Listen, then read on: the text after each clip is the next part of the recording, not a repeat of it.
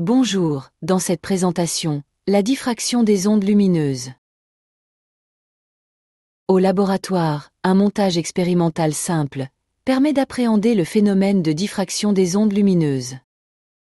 Il est constitué d'un laser, d'une fine fente verticale et d'un écran. Le laser produit un faisceau de lumière monochromatique qui peut être modélisé par une onde progressive, sinusoïdale, se propageant dans une seule direction. Cependant, après le passage par la fente verticale, on observe que l'onde ne se propage plus dans une unique direction, et on observe sur l'écran une figure qui s'étale horizontalement. Ainsi, lorsqu'une onde lumineuse monochromatique rencontre une fine fente, on peut observer une modification de la direction de propagation de l'onde, c'est le phénomène de diffraction. Ce phénomène n'est clairement observé que si la largeur A de la fente est inférieure à une centaine de longueurs d'onde, lambda, de l'onde lumineuse. Dans cette expression, A et lambda s'expriment en mètres. Ainsi, pour des ondes lumineuses dont la longueur d'onde est comprise entre 400 et 700 nanomètres, la largeur de la fente doit être inférieure à 70 micromètres pour observer clairement un phénomène de diffraction. Sur un écran éloigné de la fente, la figure de diffraction présente des taches brillantes, séparées par des zones sombres, appelées extinctions. Cette figure s'étale dans une direction perpendiculaire à la fente. Ainsi, si la fente avait été horizontale, la figure s'étalerait verticalement. La tache centrale, qui correspond au faisceau diffracté principal, est la plus large et la plus brillante. Sa largeur, elle, est la distance entre les centres des deux premières extinctions qui la délimitent. Sa demi-largeur angulaire, θ, est l'angle caractéristique de diffraction.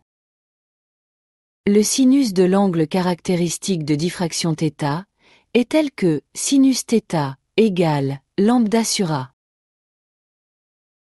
On rappelle que pour un angle alpha, petit et exprimé en radians, le sinus de alpha et la tangente de alpha sont très proches de alpha. Ainsi, si le rapport lambda sur A est petit, ce qui sera généralement le cas, on a l'approximation θ égale lambda sur A. Dans cette expression, lambda et A s'expriment en mètres, et θ s'exprime en radians. L'importance du phénomène de diffraction dépend de l'angle caractéristique θ. Ainsi, pour une onde lumineuse de longueur d'onde donnée, plus la largeur A de la fente est petite, plus θ est grand, et plus le phénomène de diffraction est marqué. De la même façon, pour une fente de largeur donnée, plus la longueur d'onde lambda de l'onde lumineuse est grande, plus θ est grand, et plus le phénomène de diffraction est marqué. Si l'on trace la courbe représentative de l'intensité lumineuse en fonction de la position sur l'écran, on observe que les taches secondaires, plus petites, sont de moins en moins brillantes lorsque l'on s'éloigne du centre de la figure de diffraction. Cette courbe permet de déterminer plus précisément la largeur, L, de la tache centrale. Observons maintenant le montage expérimental, vu de dessus. On remarque un triangle rectangle, dans lequel on peut écrire la relation de trigonométrie suivante. Tangente θ égale L sur 2D, où D est la distance entre la fente et l'écran. Si lambda sur A est petit, l'approximation des petits angles permet d'écrire θ égale L sur 2D. Dans cette expression, L s'exprime en mètres. La distance fente-écran, D, s'exprime également en mètres. Et θ s'exprime en radians. Voyons comment le phénomène de diffraction permet de déterminer, par exemple, le diamètre d'un cheveu. On exploite dans ce cas le principe de Babinet, qui énonce qu'une fente et un fil tendu, dont le diamètre est égal à la largeur de la fente, produisent la même figure de diffraction.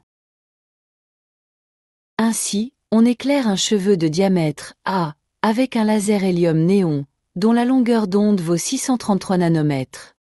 Sur un écran situé à une distance D égale à 2,0 mètres, on mesure la largeur L de la tache centrale, qui vaut 5,0 cm.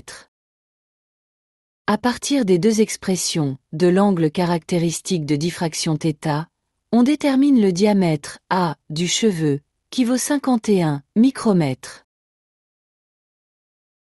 Pour finir, si on remplace la fente par un trou circulaire de diamètre petit d, la figure de diffraction est constituée d'une tache centrale, brillante, entourée par des anneaux, de moins en moins lumineux lorsque l'on s'éloigne du centre de la figure. La tache centrale est appelée tache d'Airy.